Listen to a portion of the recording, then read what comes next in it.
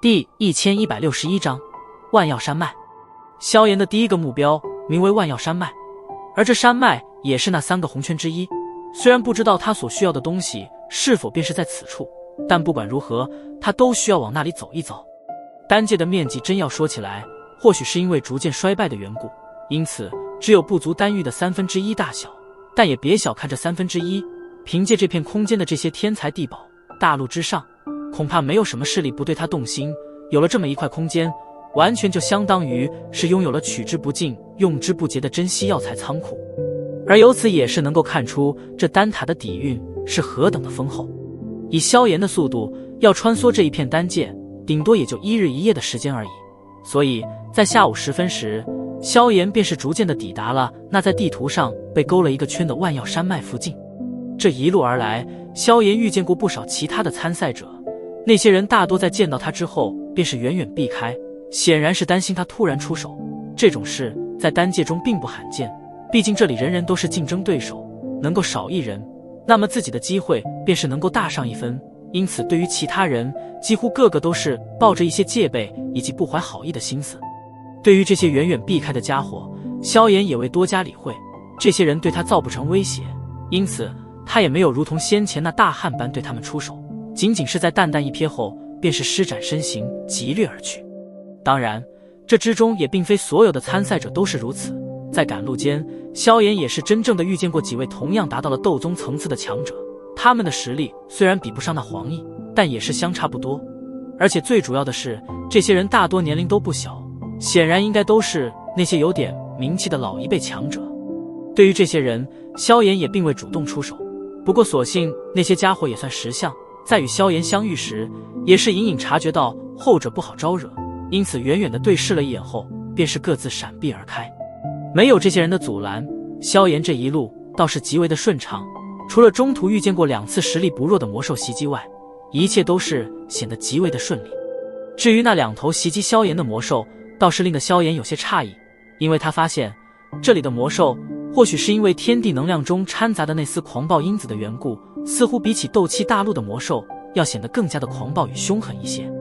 除了那袭击的2头魔兽外，萧炎便是再没有受到过其他的阻拦。因此在消耗了将近4-5个小时的赶路后，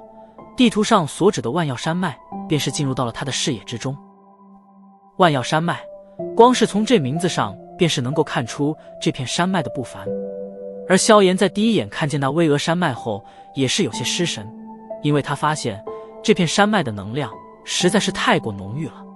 山脉宛如巨龙盘，蜿蜒盘踞，山脉半空弥漫着浓浓的雾气，这些雾气并非是自然之物，而是由浓郁的能量生生凝聚而成。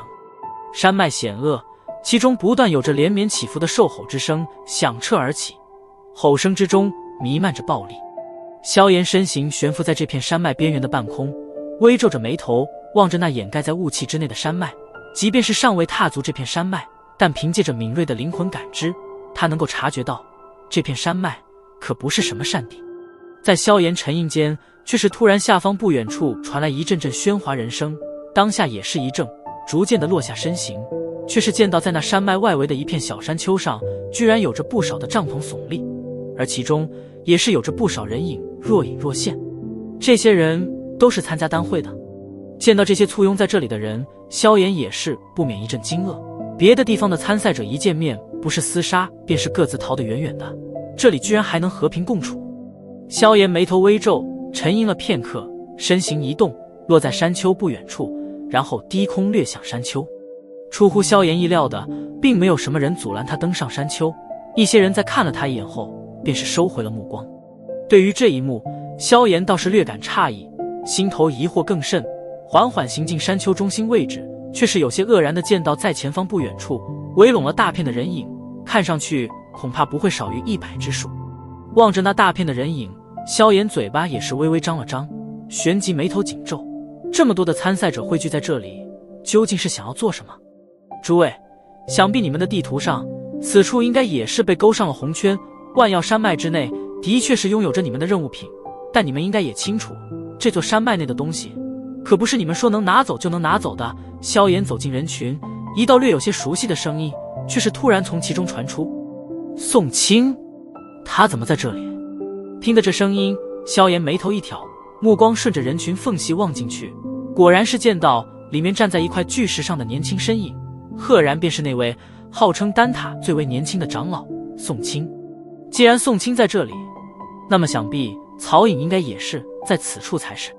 心中闪过这道念头，萧炎目光一转，旋即便是顿在了人群中的一块青石上。一身黑色衣裙，显得格外妖娆的曹颖正盘坐其上，玉手把玩着一缕青丝，慵懒的神情令得周围不断的有着火热目光望过来。这女人不管走到哪里，都是那种祸国殃民的主。看来他们汇聚在这里，是因为这座万药山脉。萧炎目光转向那在雾气的遮掩下显得格外神秘的山脉，也是缓缓点头。他能够感应到这山脉中有着不少强悍存在。宋清的话也是引起了不少人的附和，他们都是先前心急闯进过山脉的人，不过后来却是被众多魔兽追杀的狼狈逃了出来，一些跑得慢的，此刻已经葬生在那山脉之内。据我所知，这万药山脉之内魔兽众多，而统帅这些魔兽的是一头实力已经达到7阶巅峰，甚至半只脚踏入8阶层次的绝世凶兽。这凶兽将万药山脉的很多天材地宝都是以特殊手法搬到他的洞府之中，这其中包括了很多我们所需要的任务品。宋清站在巨石上环顾四周，沉声道：身为丹塔的人，他对丹界的了解自然是远非寻常人能够相比。听得宋清此话，周围顿时传出一道道哗然之声，甚至是连萧炎脸色都是微微一变。半只脚踏入8阶层次的魔兽，那战斗力绝对能够与一名真正的斗尊强者相媲美，想要从这等凶兽嘴中抢东西，那可不是什么简单事啊。即便是他都是会感到极为的棘手。以他如今的实力，若是施展毁灭火莲的话，要击败那凶兽自然不难，但那之后他也将会进入虚弱期。在这种四面都是敌人的地方进入虚弱期，萧炎非常明白那对于他说象征着什么。在那凶兽麾下还有着众多实力强悍的魔兽，若是单独行事的话，除非你达到斗尊阶别，不然的话绝不可能将任务品弄到手。所以我建议大家暂时联合，先对付那头凶兽，只要将其击败，其余的魔兽也将会自动溃散。宋清并未理会周围的哗然声，淡淡的道：他此话倒是不假，有那头凶兽坐镇万药山脉，他们是别想将所需要的任务品弄到手。对于这个道理，在场的人心中都清楚，当下在迟疑了一下后，皆是缓缓点了点头。当然，虽说点头了，可这里的人可没几个是蠢货。虽然宋清话说得好听，但这种时候真要将信任给予其他人，那怕真是嫌命长了。我知道大家都是在担心什么，我们可以做个协定，在未将凶兽解决之前，皆不能对同伴出手。如果有谁违背约定，必将遭受其余人的联手对付，如何？宋清自然也是知道这些老油条心中所想，当下淡淡一笑道。